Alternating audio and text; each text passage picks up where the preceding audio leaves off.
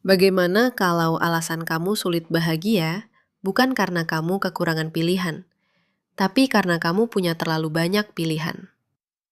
Bayangkan kamu masuk ke sebuah toko untuk membeli satu barang sederhana, misalnya kopi. Dulu pilihannya mungkin cuma kopi hitam atau kopi susu, tapi sekarang Arabica, Robusta, cold brew, latte, rendah gula, organik, premium, impor, lokal, puluhan merek, ratusan variasi. Awalnya terasa menyenangkan. Otak kita berpikir, semakin banyak pilihan, semakin besar kemungkinan menemukan yang sempurna.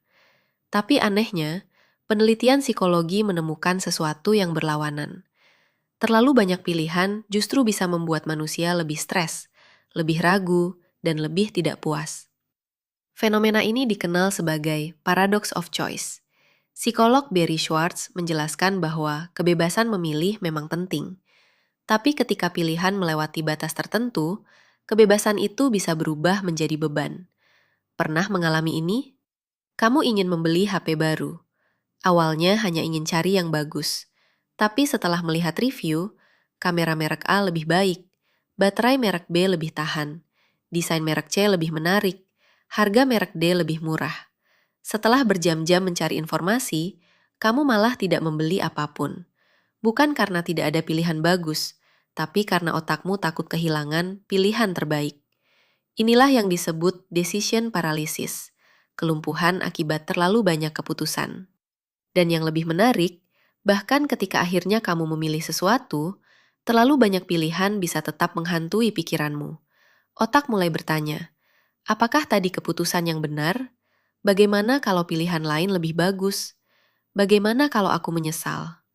Psikolog menyebut ini sebagai opportunity cost. Setiap pilihan yang kamu ambil membawa bayangan dari semua pilihan yang kamu tinggalkan. Ironisnya, semakin banyak pilihan yang tersedia, semakin banyak pula versi kehidupan yang tidak pernah kamu jalani. Dan ini tidak hanya terjadi saat membeli barang. Ini terjadi dalam hampir semua aspek hidup modern. Karir, hubungan, hiburan, gaya hidup, bahkan identitas diri. Generasi sekarang memiliki kemungkinan yang belum pernah dimiliki manusia sebelumnya. Kita bisa belajar apa saja, pergi kemana saja, menjadi siapa saja. Tapi di balik kebebasan itu, muncul tekanan baru. Kalau kita bisa menjadi apa saja, kenapa kita belum menjadi sesuatu yang luar biasa? Dulu manusia sering membandingkan diri dengan orang di sekitar.